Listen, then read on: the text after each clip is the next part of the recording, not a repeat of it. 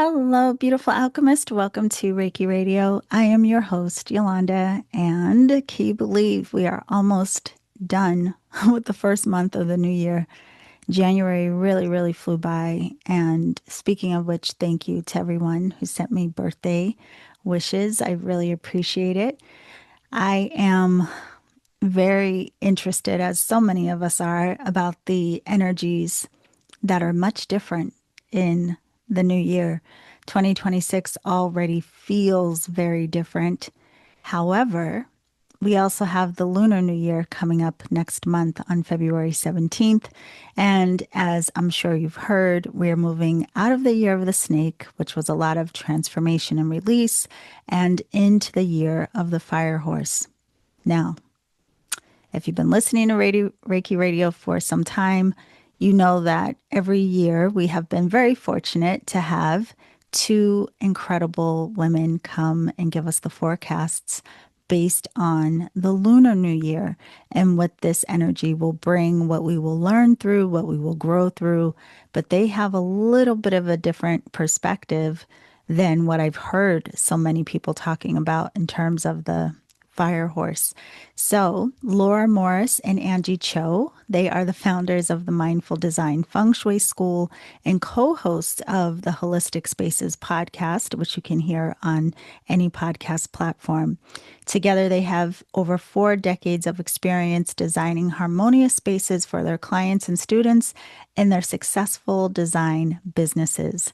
Through their articles, books, workshops, videos, TV appearances, and consultations, Laura and Anjie have guided thousands of people to shift their energy and revitalize their living spaces. If you remember, last year, we actually had a conversation with them about their new book, which is incredible. You can go back and listen to that in the archives. But today, as I mentioned, they are here for their annual forecast based on the Lunar New Year. And this is going to be the year of the fire horse again. And I mentioned that they bring in a twist that I haven't heard many people talk about, but they talk about the importance of community this year. And I will say, on a collective level, we have seen that already be quite evident, the importance of community and working together. But we're going to see more themes of this playing throughout the year. So get your ink pen out. Hopefully, you know what your Chinese zodiac is, because they do go through all of the signs and also help us understand what our individual points of focus may be in the year of the horse. They also generously offered 50% off of their annual energy refresh, which takes place this year, just 2 days before the Lunar New Year. So on February 15th, you can join Anjie and Laura online for the annual energy refresh, which includes the Golden Cicada ritual. I will be there. I hope to see you there. And again, they are offering Reiki Radio listeners 50% off. So if you want to join, get your energy refreshed, really be intentional of how you are entering energetically into this new year. The link to join is below, and the coupon code is Reiki. So when you click the link, be sure to enter the coupon code Reiki for 50% off. Although I believe the link that is in the description already includes the coupon code, so you will be able to tell once you click, okay? And in addition to that, if you want to finally get your feng shui certification, if that is something that has been of interest for you, you can join their 2026 feng shui certification program that begins on February 7th, and the link for that is below as well. So I really enjoyed this conversation with them, as I always do, but I hope that you enjoy it as well, and it gives you some inspiration, some insight about the energies we are entering for the new year, and I will see you on the other side. Okay, we are here with our annual, now it has become an annual treat. We have the lovely founders of the Mindful Design School. You teach Feng Shui, and we'll talk a little bit about that in a bit. But we have Anjie Cho and Laura Morris. Welcome, ladies, again for our annual conversation. Yeah, we're happy to be here. Yeah, I'm so Yes. excited. So nice to see our dragon sister. Yes. Well, yes. Speaking of that, just for anyone, if this is your first time hearing this conversation with us, we do meet because they give us beautiful insights about the Lunar New Year and what this means for us, the different signs, the different energy. Before we get into this really hot topic that everyone seems to be talking about, the fire horse, I just want to check in and see how the year of the snake has been unfolding for both of you, what you noticed, and was it any different than what perhaps the conversations have been about?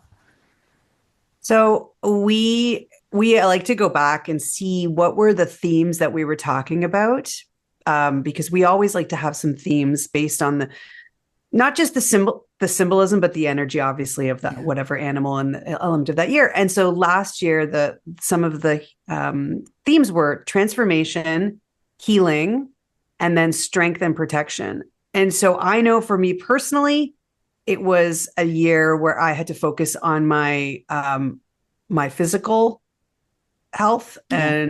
and healing, and there were a lot of things that came up, and I really felt that, and I think they were happening toward the end of the year, because again, these things don't just happen in the February, so they were kind of building, but they honestly did peak at around February and March for me. So, and then everything kind of has evened out, and I've dealt with them. So for me, yes, I had to let go of some things. I had to try to think about things a little bit differently. It was a neutral year for me as an animal in terms of what the animal and the elements and everything were. So it felt like a good time to do it. But yeah, that was my experience. A lot of health focus. Yeah. Yeah. Mhm. How about And you? Yolanda, a lot of people have been asking me because Lunar New Year is a little bit later this year than it has been. So it falls on February 17th. And we're in what a lot of people have been calling the tail of the snake year, which sounds very fancy. Yeah. And we're approaching the fire horse here. So a lot of people have asked me, like, what do we do right now during this transition? People are very interested in this transition. And I like to go back to the story. So there's a story about the order of the Chinese zodiac animals. And the myth goes there was a great race to determine the order. And the snake is actually the sixth animal, and horse is the seventh. So the story goes that the snake actually hitched a ride on the horse's leg during the entire race. And not until the very end, where the horse was about to cross the finish line, the snake, which had been curled up, some stories say curled up around inside the hoof or inside the shoe, Yeah. and some say around the leg. The horse had no idea it was carrying the snake. And then right before the finish line, the snake jumped off, coming in sixth. The horse came in seventh, but the horse was also startled. So I think there's a lot to glean from the story. That number one, of course, we connect with those themes that Laura talked about with the snake. There's also the big theme for me, which I think connects to a lot of what people are resonating with. There was a lot of shedding, a lot of letting go, what no longer is, what no longer fits anymore, and how do we want to reduce and simplify. We have very complicated, overwhelming lives now Yeah. in modern society. So I think that story is still continuing. And then there may be a surprise at this time that there's maybe you thought maybe there's still something you've been carrying that you have no idea you've been carrying. It's been hidden, and there's still this opportunity to be surprised, possibly at something that needs to be released. And I think also there's this wisdom that whatever you went through in the snake year, it was carried by this strength of the horse, and then the strength of the horse will be able to continue it through, and you'll have this to still release. So those, the snake and the horse aren't separate. So I think that's something very important to remember at this really pivotal time. Even after the Lunar New Year, you're still gonna be benefiting because there's not a clear break between the two. They kind of came in together, right? That's really interesting. Yeah. So a lot of this, because we do talk a lot about transition, right? It's not like February 17th hits and then all of a sudden the snake ends and then the horse just begins. But what a lot of people wonder about these things, because we can be so, analytical in our ways of like, okay, well, the trend, the release, the shedding, all this, da, da, da. But it sounds like you're saying, don't be surprised if we still feel that in a very prominent way, Mm-hmm. maybe throughout the entirety of being with the Yes. horse. Yeah. And, to your point about we're very kind of cerebral, like humans think a lot. Mhm. And that's something different that the horse here is bringing in because the snake is very maybe deliberate, doesn't move in a straight direction, where the horse is, and Laura is a horse person. So Laura can speak really in depth about the mind of the horse, but the horse is not thinking, I don't think, complex things, right? They're very, very simple. And so, before we started this call, I think the three of us we're talking about like, what do we need to say no to? How do we need to simplify? That's actually my theme for the year is simplifying, keeping things simple, because our lives are just, I don't even know how our lives got so complex. I can barely fit in any meetings anymore. I don't know where all the time has gone, and everything seems overwhelming and complex. And this is the feedback I've been getting from people. So I think it's like, we don't necessarily need to overthink things and take the long route. Like, think about a snake trying to get to point B. They're not, I mean, maybe if it was food, they would go straight. Or if they were startled, they'd go straight. But generally, they're kind of moving and they're making the path much longer than it needs to be, where a horse is just going to go straight and not wonder, like, I wonder what that other horse is saying about me. Well, I do want to talk about the overwhelm, but since you mention it, I do want to ask Laura, could you give us some insight around the energy of the horse? Mhm. So we Yeah. have, yeah. Yeah, definitely. So each year, some of you may know, some of the listeners may know that there is an animal and then there is an element that goes along with that. So there are 60 total combinations that you can come up with. And this year, the combination is fire, yang fire, horse, right? So it's a horse with yang fire. So in terms of the horse's energy, it is the most horse of horses. So, when you think about horses, you think free spirit, you think running, you think, maybe a little bit unpredictable, a little bit, fiery, especially if you think of, that kind of idealized view of a horse galloping through the fields. And that is kind of the energy of this year, just because it is a fire horse. So horses, you can get lots of different kinds of horses, speaking as an equestrian and a person that owns a horse. My horse is basically a giant puppy dog, and he's of a specific color and kind of a specific breed. And so he would be like almost like an earth horse, you know what I mean? Because he's really grounded and he's pretty chill. But this is like a fire horse. So that would be, a thoroughbred that's, picture one of those chestnut, that's the orange colored, a chestnut, thoroughbred that's just got the mane flying behind it. So the energy is a little bit going to be a little bit more intense, let's just say. Mhm. So that's kind of how we've been thinking about it, is kind of thinking about almost like the different kinds of horses. And this happens with every animal, that depending on the element, it's going to shift. And so overall, the horses, like as the horse energy, and then before you even layer on the element, horses are changeable. Like this is, if you were to describe the horse as a person, let's just say, okay, changeable, a little bit unpredictable, capricious, very active. Generally, horses and the horse energy is quite active. It's outdoor activities too. Mm-hmm. So there's that energy. They're independent. They can be very showy, and again, there's that reaction, that impulsivity. But there's also this whole, symbolism around horses just, again, galloping forward through, because they're success oriented. So there's the imagery of horses, and sometimes you might see them in, in some Asian art, you'll have 8 horses galloping toward something. And that is, you might see these in scrolls and in certain artwork. And that is actually because it represents this flow of success. It's quite an auspicious imagery. And so there's horses in terms of energy are auspicious and very fast moving. And I think that's partly we were talking about before we started. We were talking a little bit about why are we seeing so much this year about the horse, this and that, all these luxury brands, all these brands, they jumped on it right after New Year's. It seems to be quite popular. And I do think there's something really compelling about horses. Everyone loves horses. It's like a dragon. Their dragons and horses are very popular. So, and that is because I think inherently they have this symbolism of success, of freedom, of prosperity. So I think everyone's just really excited about that kind of energy. In terms of the Chinese zodiac, is there any quality about the horse that points to, just curious now, because everything you're describing, it sounds so dynamic and energized in this. But then I'm thinking on the flip side, how so many people literally work with horses for healing.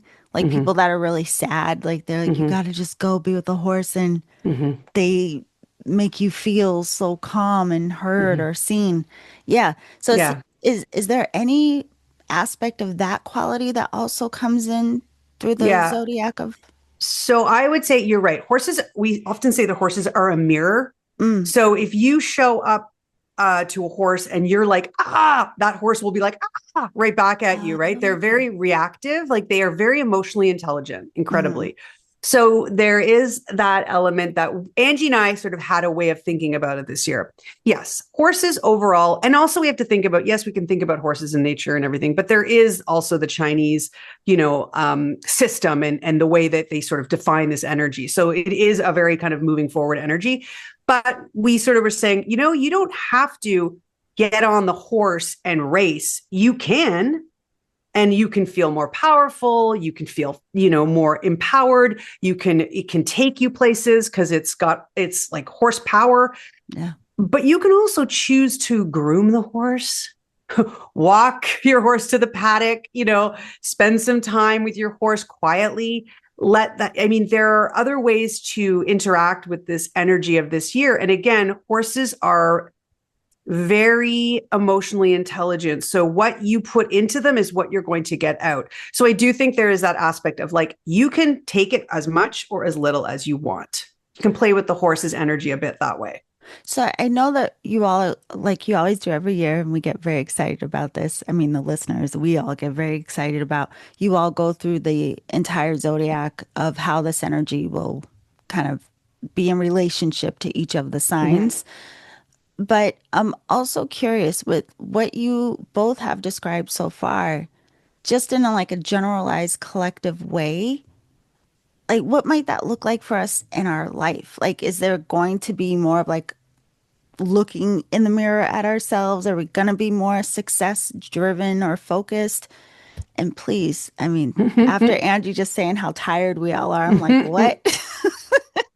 Well, I think that's a good point, because I think on the surface, people think, oh, a horse means success and it means power and it's fast moving.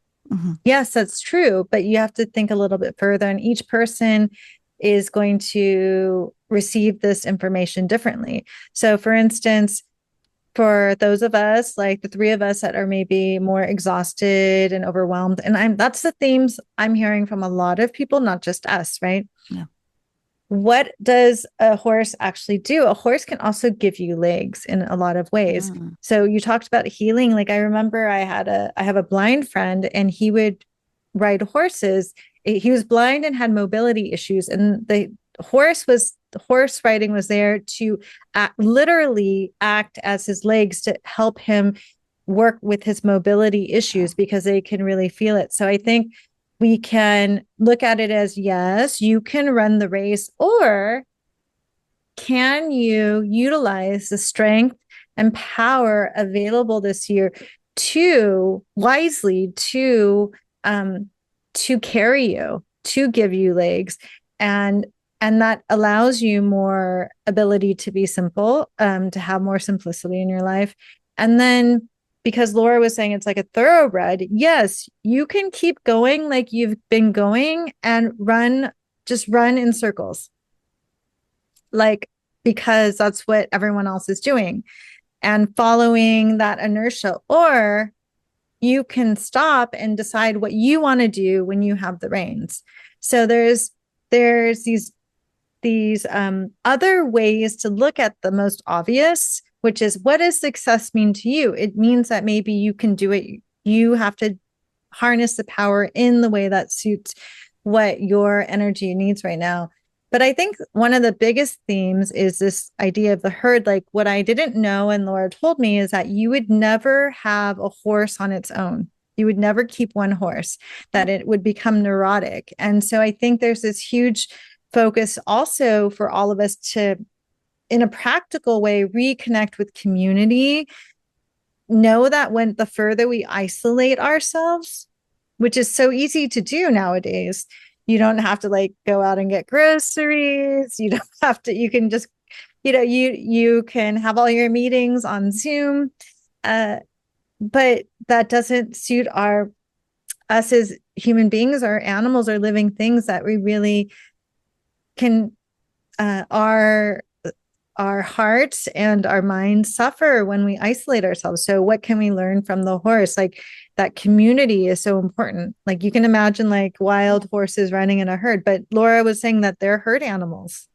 Well, it's interesting you say this because it goes with that whole idea that you also shared about the horse giving us legs and thinking of community in that way. Mhm. So, like, while we still may be very focused and driven, especially like what you're speaking about, Laura, if we have community or collaboration or partnership, we're not bearing the weight ourselves. And Mhm. so that's another way, yeah, that often helps us not feel like Yeah. we're taking on the world by ourselves. That's really interesting. Yeah, horses can carry a really heavy load, Yeah, right? So because they're animals that you're able to travel where, back before we had cars, that was how you traveled, right? And they right. pulled things and they helped you and they supported you. So yeah, I think there's a surface way of looking at a horse going, all right, let's get on this horse and let's go. And there might be some people that want to do that, and they might be wired to always want to do that. Hmm. Personally, I think from what I'm seeing, what Anjie and I were talking, we were all talking about before, I think the world needs more of a horse that's going to help us pull our load, as opposed to and help us along the way and be a partner. So when you ride horses, and you have to trust that horse, because obviously you're galloping through fields, jumping over things. It's a partnership. Hmm. And so it's that partnership idea of like, okay, so let's work on through this together. What do we want to accomplish? And instead of just letting the horse, bolt on you, that you actually can, work with it. So yeah, I think beyond that surface level of, oh my God, it's a fiery horse, there's so many nuances to that. So Do yeah. you all know, do people tend to look back at, I mean, I know this kind of like trips into astrology a bit more, I guess, but you know how you'll hear, like, say, for example, a certain planet will move into a different sign, and then astrologers are like, well, this hasn't happened since 1953. And at that time, this is Mhm. what was going on then. Do people tend to look at that like, well, the last time we had a fire horse, Mhm. this is what was happening? Yeah, Yeah. absolutely. So it's a 60-year cycle. There's 12 animals and 5 elements. So we can, it's really helpful, especially if you're interested in this, to one, you can look back at what happened 60 years ago, which was the last fire horse year. Hmm. You could also look at what happened 12 years ago, which was a horse year, a different element, but it's still the horse year. Yeah. And so, yes, absolutely. That's something that a lot of astrologers do, Chinese astrologers. It's very similar. Interesting. Okay. Well, before we get into how the different signs are going to be in relationship to these energies, I just want to ask if you can explain the difference between, the lunar calendar and the, Gregorian. I mean, just that it's not January 1st. So this is so funny. I thought of you last night. So last night I had a New Year party, and a few of my closest friends came, and we did, whatever. And I don't know how it came up. I don't even remember us talking about the Lunar New Year, but I must have said something about being a dragon. I have no idea. a friend of mine called me after. Oh, my birthday is this week, right? And I'm gonna be 49. And so my friend called me after, and she said, "Are you gonna be 50?" And I was like, "What are you talking about?" "No, I'm gonna be 49." And she looked at me kind of like, "Are you just trying to hold on to your 40s?" And I was like, "What are you talking about?" And she's like, "Well, you always say you're a dragon, so that means you're gonna be 50." And I was like, "No, oh no, it's because of when my birthday lands. I was born in the year of the snake, technically." Do you know? So it just made me laugh thinking about having this conversation with you all. If you could just specify so people can look it up to make sure they're right about their Chinese zodiac. Yeah. Yeah. So do you want me to do it, Angie? Okay. So yeah, you're correct. So first of all, the Gregorian or the Western New Year is obviously January 1st. Yeah. And then in the Chinese calendar, the Asian calendar, there is the Lunar New Year, which is the second new moon after winter solstice. And that's really the time when you celebrate whatever the new animal is. But in terms of astrology and knowing what your animal is, there's the key date is the beginning of spring in what's called the solar terms. And that either falls on the 3rd or the 4th of February. So that is when the transition actually happens. And so this year, technically, in terms of the astrology of it, like in terms of when you are no longer a snake and you're now a horse, it is February the 4th. So to answer your question, what you were saying is if you were born before February 3rd or 4th, then you are from the prior year. Right. Okay. Yeah. So it's good to know. So anyone, if Yeah. that's where your birthday falls, then you're the year prior that has carried Yes. over. Exactly. Yes. Okay. Yeah. Very Yeah. good. And some people get really bummed out. So going from snake to dragon is probably you're like, yeah, dragons. Yeah. Yeah. Because all the time growing up, because when we go to Chinese restaurants, they would have the paper, what do you call The those menus. things? Yes. Yeah. And it had all the signs. So for most of my life, I thought it was a snake. And then when I found out I was dragon, I was very excited. I was like, well, that sounds like That's that. true. Like my brother-in-law, so he's also born in January and he thought he was a tiger. And he did a lot of business in Asia too. And I was like, P.S., you're not a tiger, you're an ox. And he's like, are you sure? And I'm like, ask your Chinese counterparts. And he's like, yeah. So, but it's okay. Like a tiger isn't better than an ox. It's a different energy. But yeah, so that's where the transition happens. So that's our little PS that if you're born between January 1st and February 3rd, your zodiac animal is the preceding year. Very good to know. It's a very important element for us to know. Makes a difference. So I know I can't have you all day, although I'd love to. Yeah. Which sign are we going to start with? We'll start with the rat. So we go in the order of these animals. These are the order that they kind of go around in a circle, let's just say. So we will start with rat. So we'll list off just so you know, we'll list off the years and then we'll just talk a little bit about the energy overall and what to expect. So rat, and I'm a rat, actually. And the years are 1948, 1960, 1972, 1984, 1996, 2008, and 2020. So rats are the element associated with rats are yang water. And so what that means is it's mixing with the fire. Okay, so there's an elemental interaction potentially there that could be challenging because horses are inherently fire also underneath even it being a fire year, and then rats are inherently water. So there is a little bit of this conflict, but we like to see it as it's transmutation, right? Because water can fire can create water into steam. It can be productive, but at the end of the day, rat and horse are actually in the clash. So this is my clash year. So as a rat, all you rats out there, don't panic. It's the challenging year. So if we were sitting at a round table, I am sitting directly across the table and staring dead in the eyes of the horse. And they don't like that so much, right? It's a bit of a challenge. It's a bit too, on the nose. So overall, yes, rats might be experiencing a challenging year. And so speaking for myself, I'm going to take it easy this year. And this is sort of what we're saying in order to embrace the year. But I'm going to, be mindful and be open to the teachings of the horse because we're very different energies. I'm going to be doing, so each year also Anjie and I do our reset. And so this year, when we do the reset, we do a couple of personal chi clearings. And so I'm definitely going to be doing, although I do it every year, the golden cicada, which is one of the ones that we do to clear so that I know that I'm not bringing anything with me. And I'm just going to learn how to be cool with moving kind of in that straight direction. And then I'm going to really rely on friends for support. And of course, Anjie gave me the charm, which you have as well, the little ram charm. So the other thing we say is when you're in a challenging year with whatever animal it is, that animal always has its best friend. And so the best friend of the horse is the ram / sheep / goat.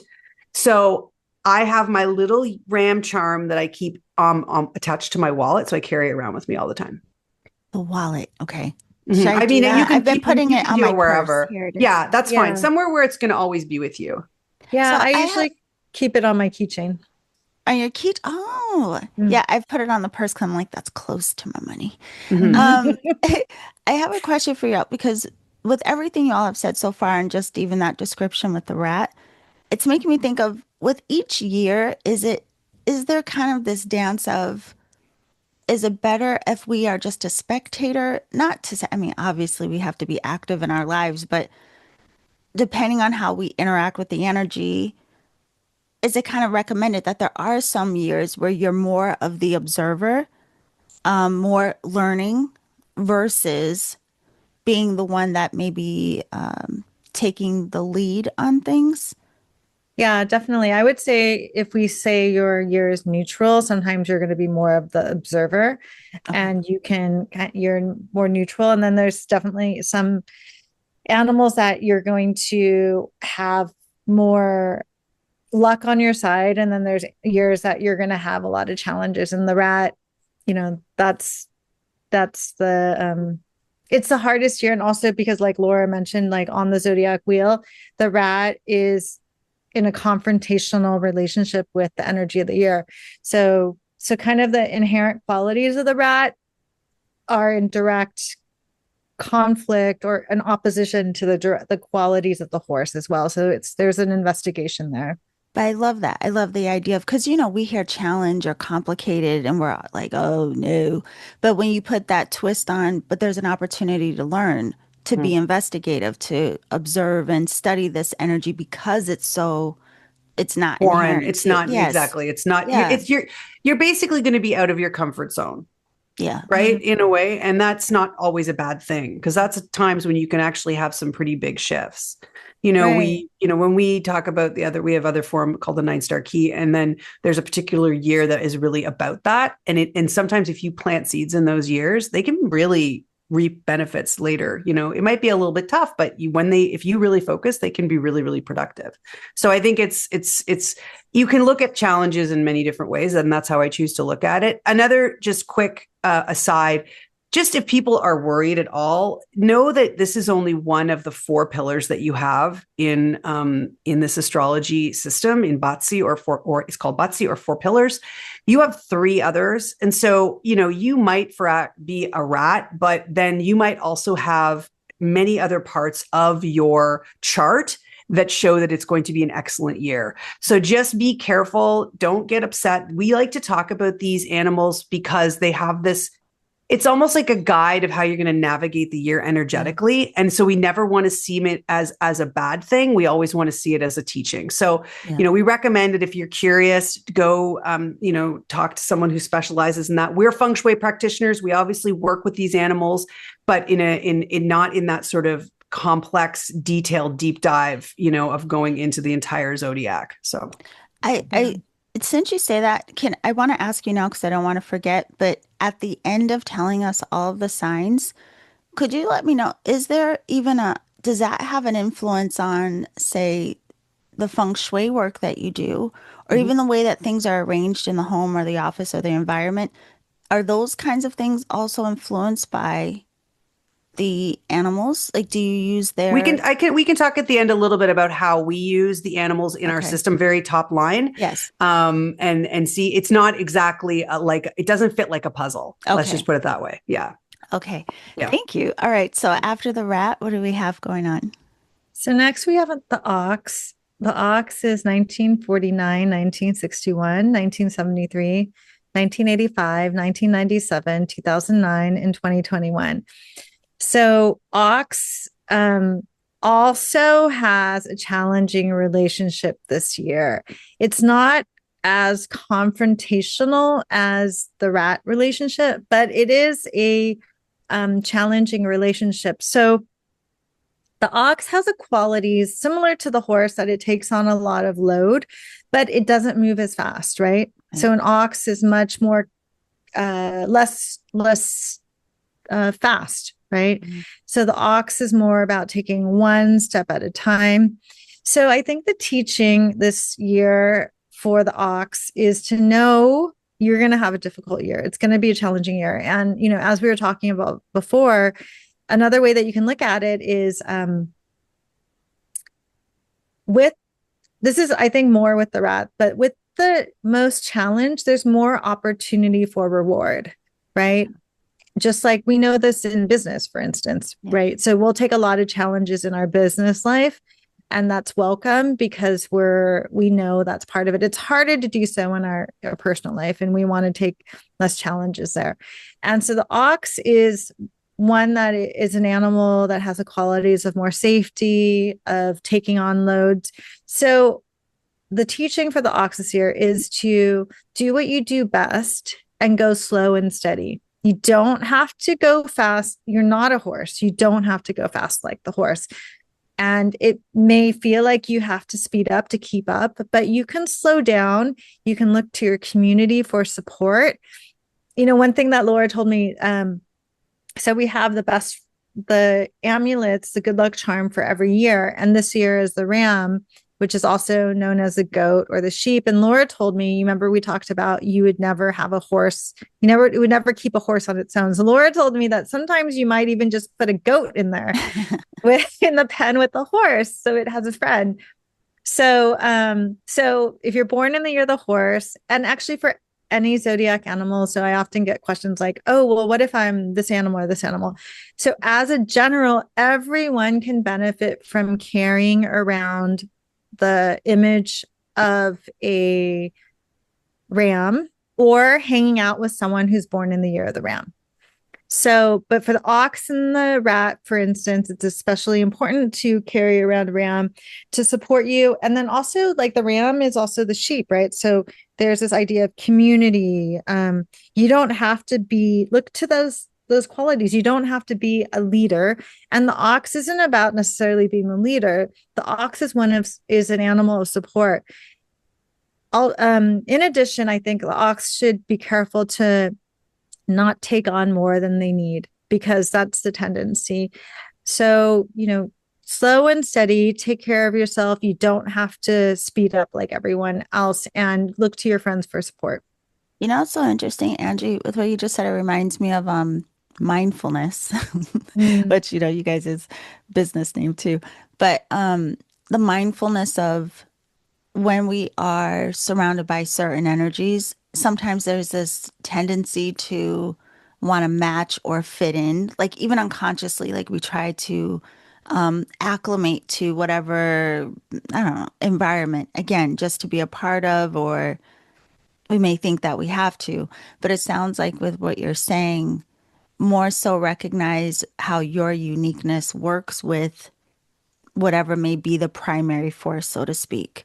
And it makes me think again of what you all were saying prior about this year being potentially good for collaboration. You don't necessarily need people to be exactly the same, but what is your gift, or what do you bring to the table? How do you fit into this energy instead of mimic it? Mm-hmm. Yeah. It's interesting. Yeah, especially for the ox. Yeah. Very interesting. Thank you. Okay, who do we have next? Tiger's next. 1950, 1962, 1974, 1986, 1998, 2010, and 2022. So tigers embody yang, wood energy, and that's really dynamic spring energy, that growth. And so the interaction for the elements a little bit for this tiger is it actually really kind of feeds the fire. It kind of moves with the fire. And the other great thing for tigers out there is that you are in harmony with the horse. So this is an auspicious time, an auspicious year. Will feel good because you will have some relief from the snake year, which is a little bit was a little bit challenging. And so you have this auspicious, this harmonious relationship. And it is this is sort of that idea where you have the energy working with you. You can kind of roll with it. And you can remember, though, because you are wood and you feed that fire, you don't want to burn yourself out. Okay. Because tigers are really dynamic. And there's also this energy is really dynamic. So there's that potential. And so a mindful aspiration could be for, let's see if we keep this mindful thing, things will grow and flourish. And as the tiger is in harmony with the horse, so feed your heart and your body with things that bring you joy, that raise you up, because you don't want to burn yourself out. I love that. My mom's a tiger, so I was taking notes on that one. Oh, good. Okay. Yeah, it's good to take note of which, like your family members, definitely, or your kids or your partner, and to see what they're going through this year. And it gives you a lot of compassion. Yes. Thank you for that. Okay. And then, I'm sorry. I just keep having these random questions to ask you guys. Of course. That just came to my mind, like just a curiosity. Is it a thing that sometimes people will want to try to have a baby in a particular year? Like they want their baby to be a particular. Yes. Like a lot of people want their babies in horse years, and it used to, dragon years. Dragon years, yeah. And it used to be different, actually. So I just went to this New Year's tea ceremony because I study tea ceremony. And this is so, Asian, but they were like, so the year of the horse, they would say that it's inauspicious for a woman to be born in the year of the horse or the year of the dragon, because they will be a bossy wife and too controlling. So yes, people.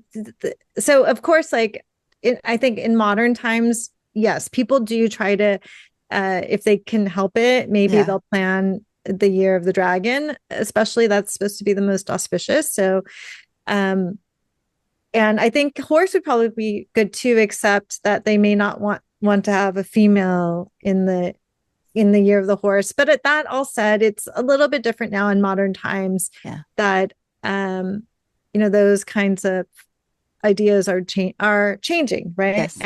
And some folks want a controlling wife, right? Yeah, that's what I was thinking. I think some people like that. Some people like that. There's some people that want to grow up to be a stay-at-home dad with their breadwinner wife, right? That's funny. Okay, and then who comes after tiger? Okay, so after tiger is rabbit. So the rabbit has, it's rabbits 1951, 1963, 1975, 1987, 1999, 2011, 2023.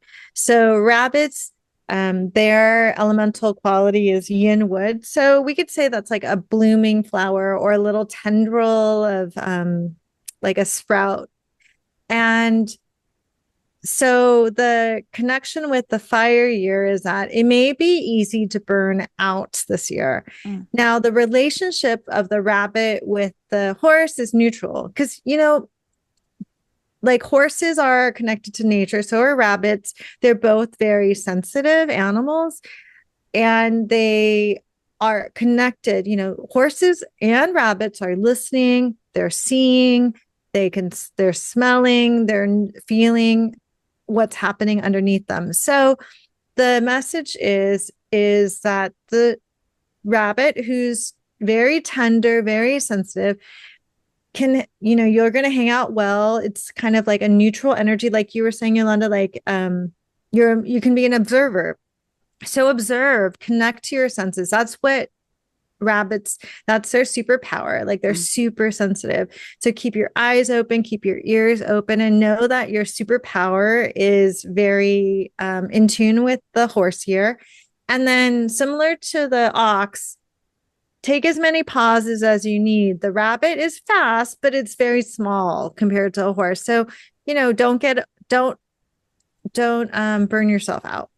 It seems like this is a theme so far of like, don't burn yourself out. Everyone, pay attention. This energy may be quick.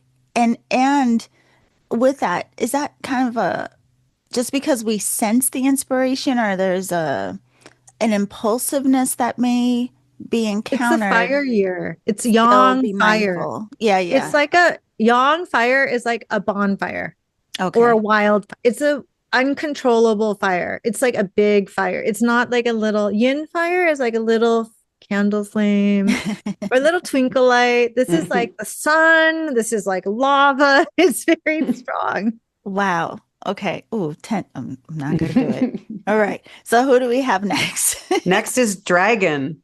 So Dragon is 1940, 1952, 1964, 1976, 1988, 2000, 2012, and 2024. So energetically, dragons are elemental, kind of that elemental component is yang earth. So think of a mountain, Rocky Mountain peaks. Think of that dragon, grabbing with its claws, sitting at the top of the mountain. It's just, surveying the landscape, right? They're just with no one bothering them because no one would dare to. Yeah. And so this year is actually, it's a neutral year. So there's no good, bad, it's neutral. And again, dragons are dragons and the energy is fast. They have energy that's similar-ish to a horse. But the one thing that's a little bit different is the fact that dragons can be solitary. They can think that they can do it all alone. Mm-hmm. They can think that they can go it alone, that they just can kind of, fly and use the power of their achievements and all these great things that they have because they're quite powerful. So, sort of something to think about would be a dragon could learn from the herd mentality of horses. So this could be that kind of aspirational thing that you want to think about this year and how to work with the energy is learn to connect more with community because and see that as a strength and as a potential joy in friendships. And don't think of it as a burden because there are some, I think, dragons that are like, okay, like, I think I can pretty much do this by myself. Like, I don't think I need your help. No. And so that's not me at all. Yeah, you don't always have to be the leader. Like, no, this is good advice. I like that. Yeah. How's that land for you, dragon sister? Sound good? No, I think that's very good. What about you, Yolanda? Yeah, I think it's definitely something I dabbled with it actually a bit last year, but it kind of showed me where I need to make some tweaks around that. Definitely, it wasn't just a natural, comfortable fit for me. So so I plan to experiment a bit more and see how I can keep learning from it. Yeah, I'm trying small ways. Like I was trying to clean up some area of my house and I was like, I'll do this part. And I asked my husband, can you do this part? And he did. And so, finding safe ways to ask for help. Yes, look at that. We all get to experiment. Thank you, Laura. Okay, who's next? Snake. So Snake is 1941, 1953, 1965, 1977. 1989, 2001, 2013, and 2025. So we're just coming out of the snake year. And so snakes are, so when it's your year, so a lot of people think, oh, it's my year, so that's good luck. But in fact, like Laura talked kind of about the mirror, you really do face a mirror and you may have to really you'll find it a challenging year generally. So it's basically bad luck for it to be your year. So snakes are coming out of the snake year. So whatever happens this year, because you have a neutral relationship, snake and horse are neutral, it's still a relief from the snake year. So you're coming out of this year where you faced your mirror, and if you remember the story of the great race, the amazing race, that you were curled up on the horse. So you can think of it as the horse has always been supporting you and carrying you.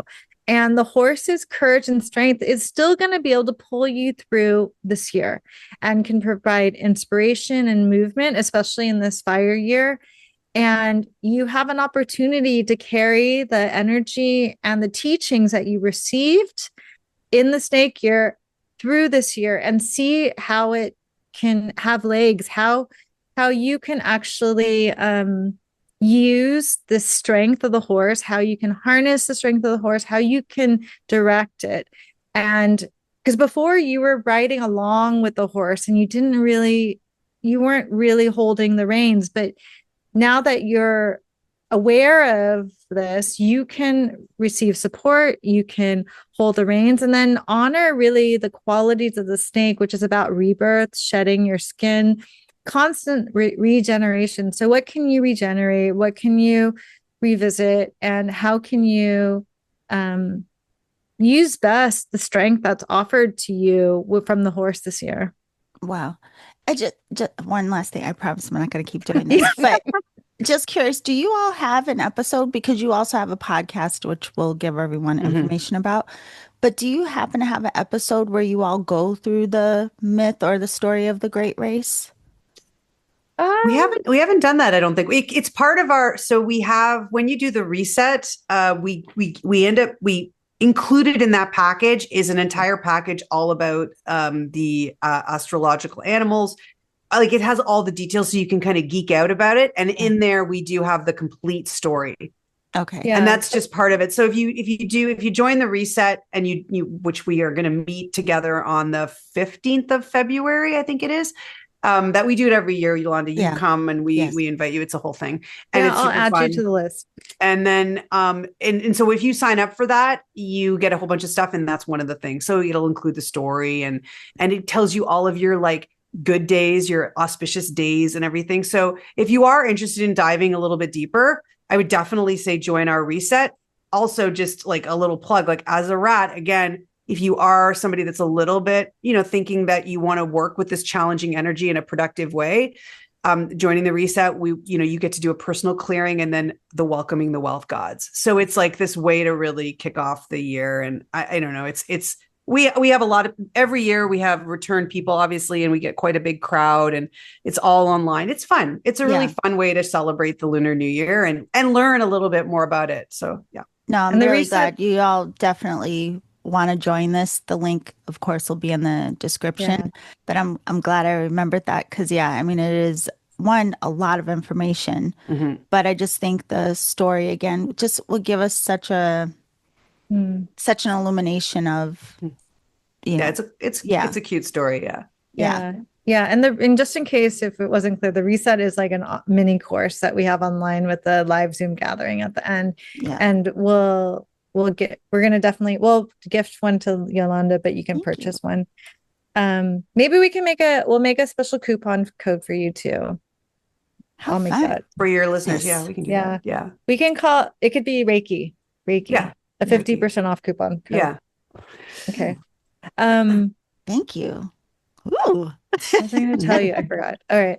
We'll keep going. I can't remember. Next is horse. So this is the year. And so Anjie touched on it when she talked about the snake. So we hear this a lot. Everyone's like, yes, it's my year. And Yolanda, now we've been doing this for what, 3-4 years now? Like, you're like, okay, I know it's, it's mixed. Okay. So anyway, the horse years are 1942, 1954, 1966, 1978, 1990, 2002, 2014, and 2026. So horses are yang fire. Horses embody fire, like the blazing hot, high noon. And they are also interacting with that, with the fire year. So again, it's a lot of fire, as we've talked about. And it also happens to be, do you remember when I sort of said that round table where all the animals are sitting there? That seat, that kind of the year seat, like if you called it that seat, it's going to have 2026 written on it, and then the horse is sitting on it. Well, actually, there's what's called the Tai Sui, and which is the Duke, the god of the year.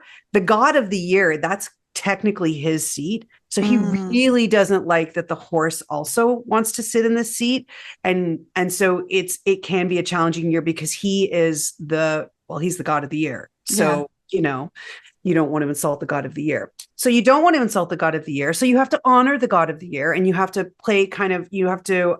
and that's one way of doing it is by, participating in the golden cicada, and then just being mindful this year that you might want to not be your normal galloping self, and instead maybe try not to let, just bolt and run, and instead think back to the what you need most is probably your herd, your community, and you need to take some lessons from your buddy, the ram, who's way more chill. So I think there's a little bit of that, to have your best friend, the ram, around you at all times. And, just to remember to check in with that community, that herd, so that you can take care of yourself.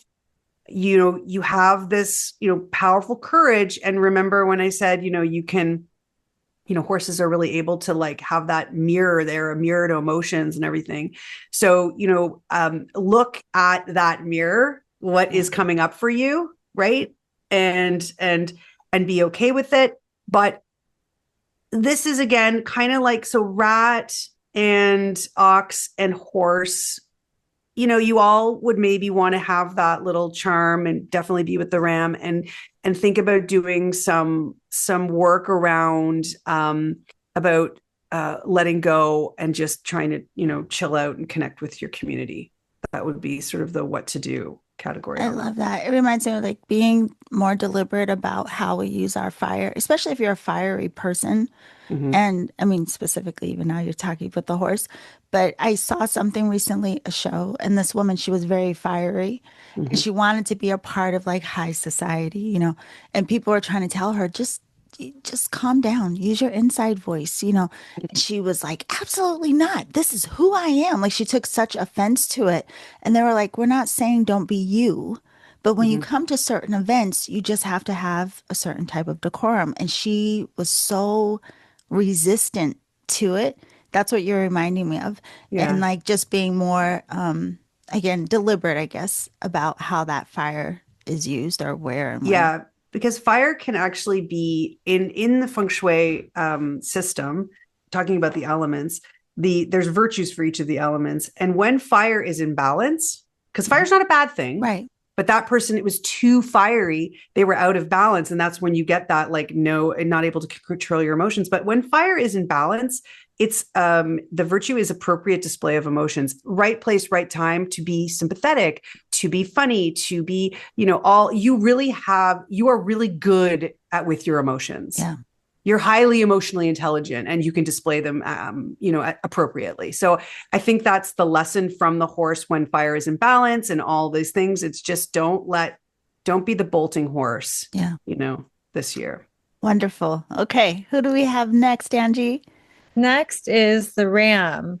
And just a little FYI. So when we've been talking about the lucky amulet or the lucky animal for the year, the ram is the lucky animal. And I do have them for sale on my website at holisticspaces.com. Okay, that's an aside. So rams are the lucky animal of the year, and they are going to have a very good year. Their ram is also known as goat or sheep.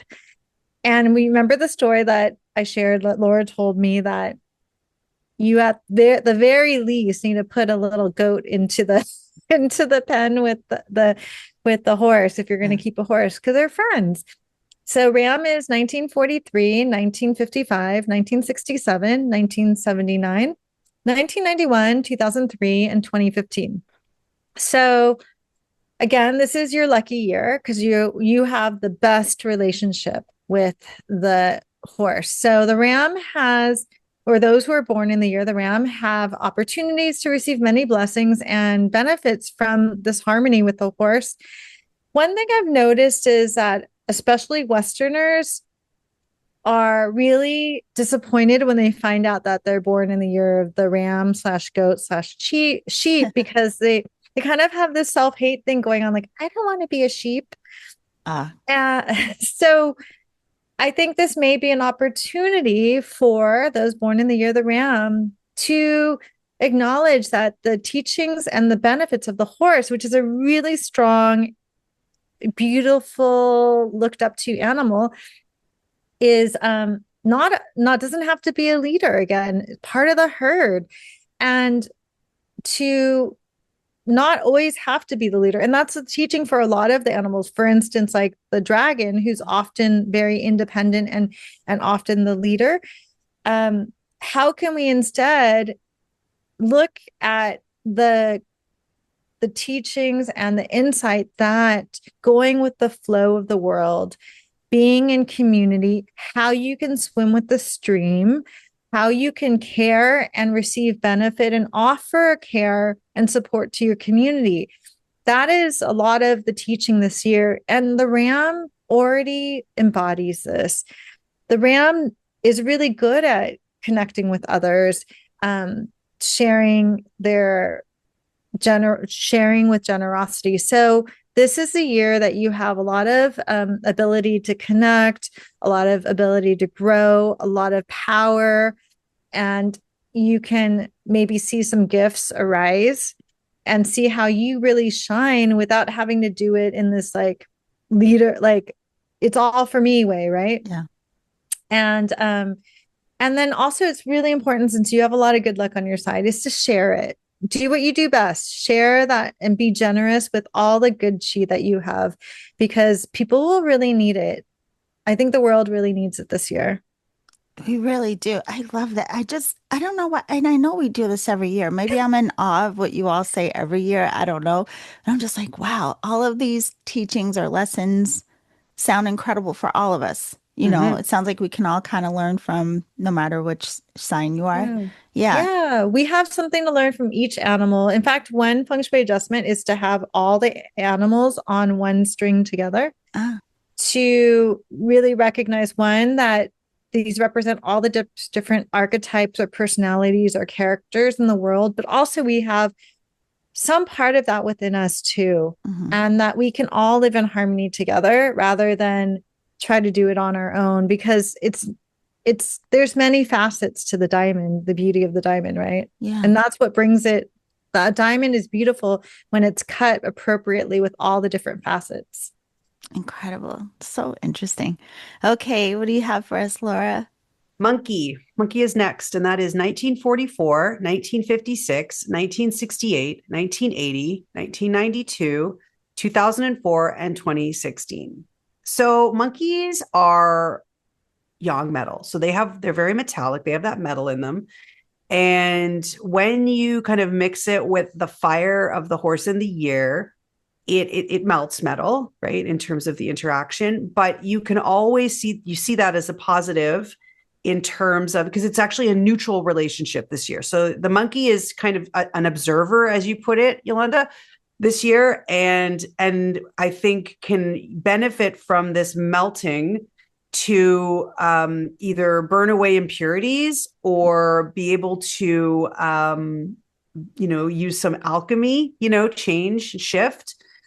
So it's a neutral year, and you can start to have curiosity, because monkeys are very curious. Monkeys are very clever, but monkeys are a little bit all over the place, in just because they're so clever. Their mind is quick, that they might benefit from that straight kind of directness of the horse. And there, you can kind of take that energy, harness that monkey energy, and take it into a more direct path, let's say, and be or just see what comes up for you this year, in this fiery year, what comes to the surface, right? As you're kind of molded and like, softened and molded. And but overall, again, for the monkey, it's a neutral year. There's nothing kind of good or bad. So they can, again, when it's that kind of a year, you can sort of take lessons from either the element or the animal. And in this case, it's a lot of fire. And as a metal animal, you would benefit from that. It's not always, even though it can be kind of this productive clash. It's still about, you can still really work with it and see what comes up for you. Yeah. And it's interesting you said, because this was the lucky animal for 2025, right? I think the monkey's on my purse right now. That's why I know. Yeah. But it's interesting to think like if they had such more of a year of good fortune, 2025, and then after that, moving into a state of potential, like now you can burn off the impurities. Yeah. It could almost be like last year was bigger energy. Now just sit with it. Yeah. Now sit with it and see what, work with it. Like now you've kind of melding into it. Right. Yeah. Love this. Every year can't be a banger. You know what I mean? Yes. Yes. Oh gosh. Okay, Anjie, who do we have next? The next up is a rooster. So roosters are also, actually, rooster kind of falls into that independent category as well. Like roosters, like you think about rooster, you can only have one rooster in the hen house. Or if you have two roosters, there's a rooster fight. So with that in mind, the elemental interaction with rooster is pretty neutral, but what can you learn? So last year, the connection between the rooster and the snake was very auspicious. So not only was the lucky animal last for year the snake is the monkey, but rooster is in harmony with the snake. So the roosters are coming out of a really harmonious year, and now we're going into a neutral year. So doesn't mean it's going to be bad. It just means neutral, like you said, an observer. And so if you observe, because roosters are they like to show off, talk a lot. A lot of times when I meet roosters, I'm like, oh, that makes sense. You're a rooster. For instance, Yolanda, you and I, our best friend, Dragon's best friend is a rooster, but they talk a lot. Like roosters, I'm like, they're like peacocks, right? Yeah. So roosters can learn a little bit from the energy of the horse, and they're also have the metal quality like the monkey, so they can see what they can refine, what they can burn away, how they can be reshaped this year to become more beautiful, to become more helpful, to become more precious, like more refined. So horses and roosters are both direct, and they can both be like forces of nature, but what the rooster can learn from the horse is to be more friendly. Like roosters can be pretty aggressive, and they can be more friendly. And then horses also, like, they're not like, think about a rooster and a horse. Like the rooster is freaking loud, wakes everyone up. Like, so what the horse does is the horse is very quiet. So what can you learn from the horse? Give others a chance to talk, maybe do more listening than talking. Share, let others take the lead sometimes, let others get the win, and also see how it feels to run with the herd rather than staying on your own. It doesn't mean you have to share the hen house, but just go out of the hen house sometimes and see how it is to connect with your community, because roosters can be very charming and very fun. So share like that fun, share that charm, and take a step out, connect with other communities, because the greatest innovations come from collaboration. Yeah. That is so interesting. I listened to, sorry, it's because I know a rooster very well, someone in my life, anyway, these are. And are they like exactly what you described? Exactly. Well, we should know it. We probably do know a lot of roosters because they're our best friends. So we get along with them. But like one, like I know one, I'm thinking of like two people, and like they could just talk the whole time. Yeah. And like, and then and everyone's enjoying them. They're very charming, very entertaining. Yes. But this is a year to also like give other people a chance too. And that's a way to connect with the community and to let others take the lead. Wow. I'm really glad that you both came again, as always, because I just have to say, with all the talk about the fire horse, there's been a lot of it. I don't Mhm. know that there's been any emphasis that I've seen anyway on community and collaboration in the way that you two have highlighted through this. So I'm glad that it's just giving us a wider scope because I think Mhm. there just tends to be like fire, go, Mhm. but not this Yeah. wider consideration. Yeah, I've been noticing that too. There's so much out there right now, but um I don't know. I mean, I know the three of us are like, we're tired. We want the Other, horse to carry the load for us, to help yeah. us to make because horses brought ease, hmm No, but I right? love that idea. I even wrote down, I'm Mhm. going to put it in the description somewhere. You told the story about the horse giving us legs Mhm. and yeah, how we can tap into that. This is so interesting. Okay, what do you have for us, Laura? Next is dog. Dog is 1946, 1958, 1970, 1982, 1994, 2006, and 2018. Dogs are young earth. So they're earthy. So that means that this year, that fiery year, is really nourishing for them, really supportive. Dogs are also in harmony with the horse. So Mm. that means it's an auspicious year for dogs. So it's a good year for dogs. Both dogs and horses are straightforward. They're, both tough in many ways.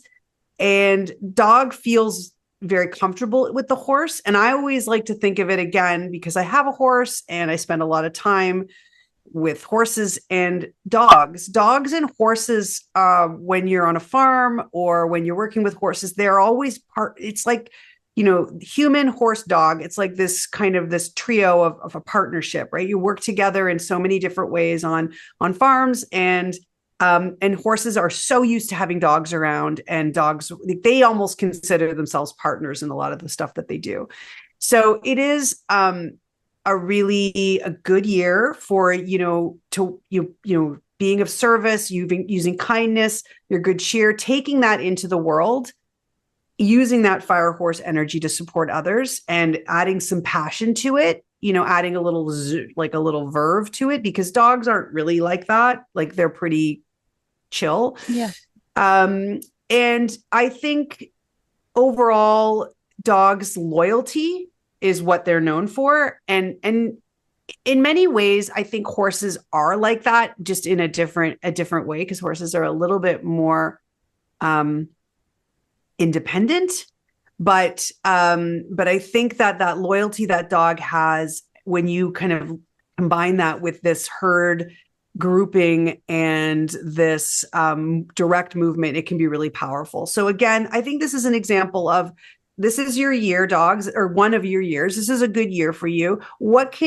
How, yes, it's going to be good for you. But you're not, loyalty is important to you, but also you are really helpful to others. You're loyal to others. So, taking that kindness, being able to be of service to others could be something that you could really look to this year. Beautiful. Wow. Okay. And then what do you have for us, Angie? So the last animal, the 12th animal, is a pig. Pigs are 1947, 1959, 1971, 1983, 1995, 2007, and 2019. So pig, those born in the year of the pig can breathe a sigh of relief this year, because the snake year was their clash year. So congratulations, you made it through. And the horse year is neutral, which is a relief, a great relief to be in the neutral place, right? And pigs are, they come in last, because we were talking about the Amazing Race. They come in the end, because I think the story goes that the pig stopped and had like some tea and had lunch with some friends and rolled around in some mud, took a nap. I think the dog also took a nap, but came in last. So there's really this feeling of simplicity, easygoing, ease that both the horse and the pig have in common. Like horses are straightforward. Like we were talking about the monkey there earlier. I can imagine the monkey's like plotting, right?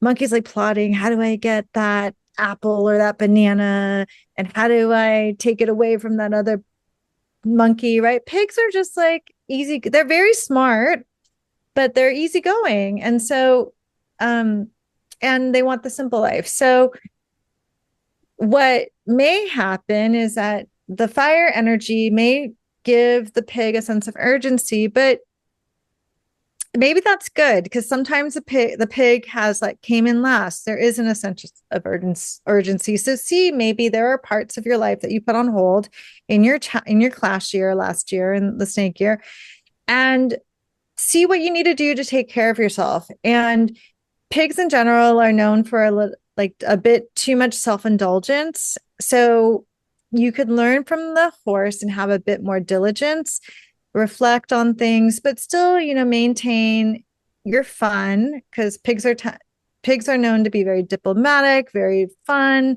very easygoing. So, take care of yourself. You had a hard year before, balance the fun with some discipline and see what parts of your life need some addressing and use the fire and the speed and the inspiration and the strength of the horse to support your well-being in this in 2026. I like it. I don't know. There's just something about the way you described it for all of the signs.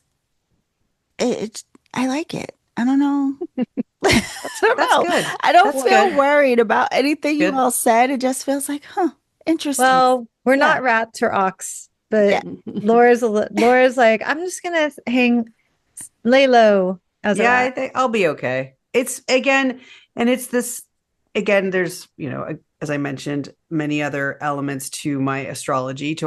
So I have 3 other pillars and there's a lot of elements to that that I know. So I'm not worried. Plus, we were talking about, this is why we have feng shui too. Mm-hmm.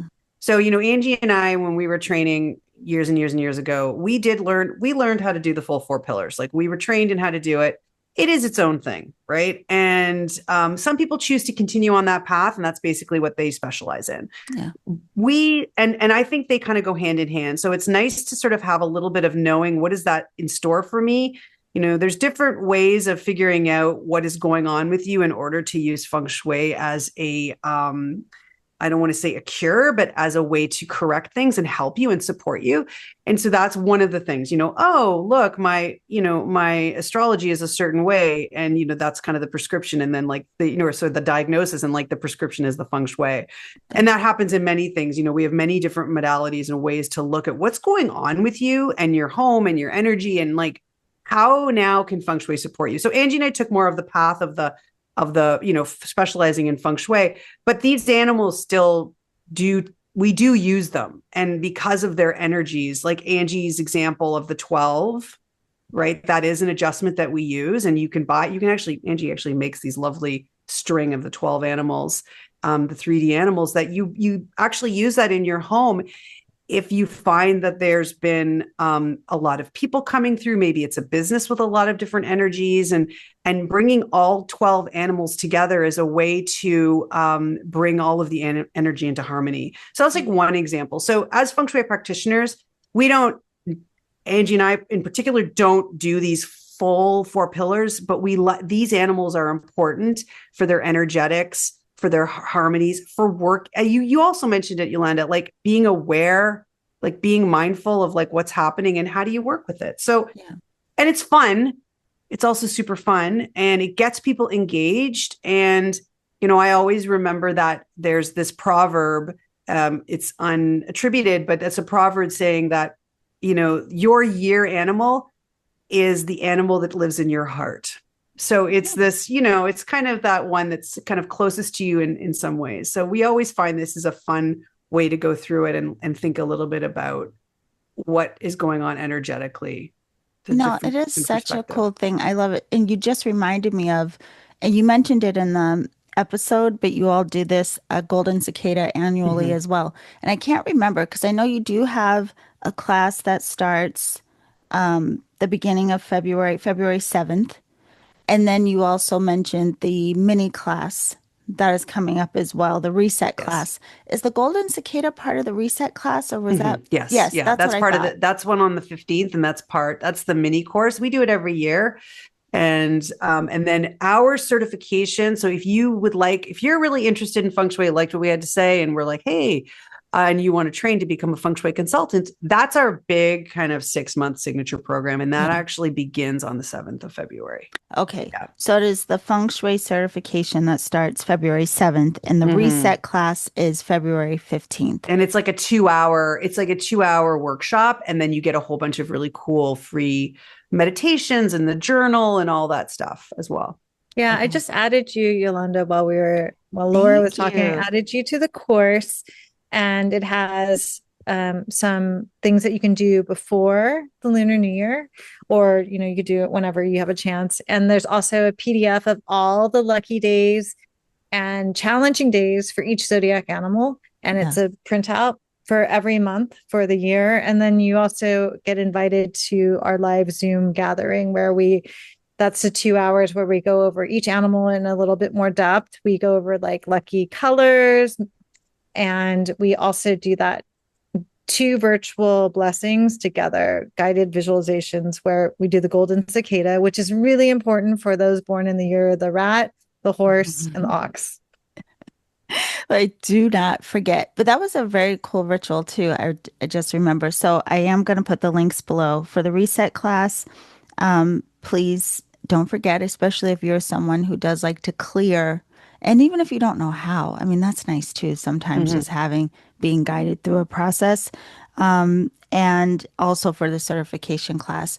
I do want to mention as well, because like I said, the last time I think that we got together was when your book came out. I loved the book that you put out, Angie, and then the book that you two did together. I was just over the moon. I was like, what? Remember, you made me fall in love with color. There was Mhm. something about the way you all described Oh yeah. Yeah. So I think everything. when we met last time, we went into depth. Like we decided to give a color for each animal too with Yeah. you, I think. Mhm. Yeah. But your book, I just want to Yeah. make Yeah. sure that everyone knows Yes. that that's Mindful alive. Living. Yeah. Mindful Living, A Guide to the Everyday Magic of Feng Shui is a book that Angie and I wrote not last year, but the year prior. Yes. And it is, if let's say you don't want to do the full feng shui certification, this is why we wrote the book. We wrote the book because it's inexpensive, but it is truly in our minds a way to begin your journey at wherever you are Yeah. on your path to feng shui. It's fun, it's beautiful, it's four color throughout. There's lots of colors, there's lots of ways to go through. We made it so that people could use it, and you don't necessarily want to become a feng shui consultant. You want to just play with feng shui. And Yeah, that's really no, it it. was an incredible book. That's why I wanted to make sure we Thank mentioned you. it again. Yeah. Yeah, so I Thanks. will Yeah. put that link in the description as well. But I have to thank you both. I mean, we took a little more of your time than typical, but thank you so much for always coming and making sure we're prepared, that we understand from the lens of the Chinese zodiac and the Lunar New Year, the energy that we'll experience. I thank you both for your Thanks for time. having us. That's always fun. Thank Yeah, you. it's always fun. Thank you. Thank you.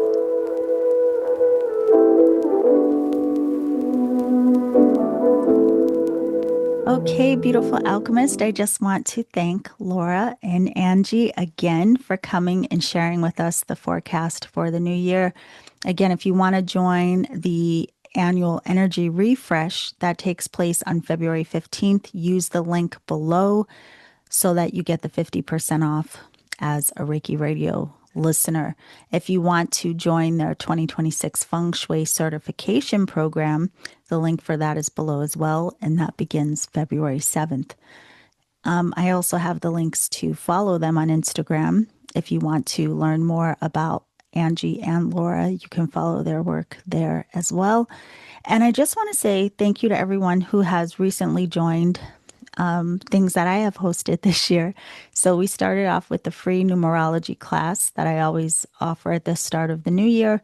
If you missed it and you want to see it, you can watch the recording of Numerology 101 by downloading the Energetic Alchemist app. It is free, and the class recording is available in the free content section.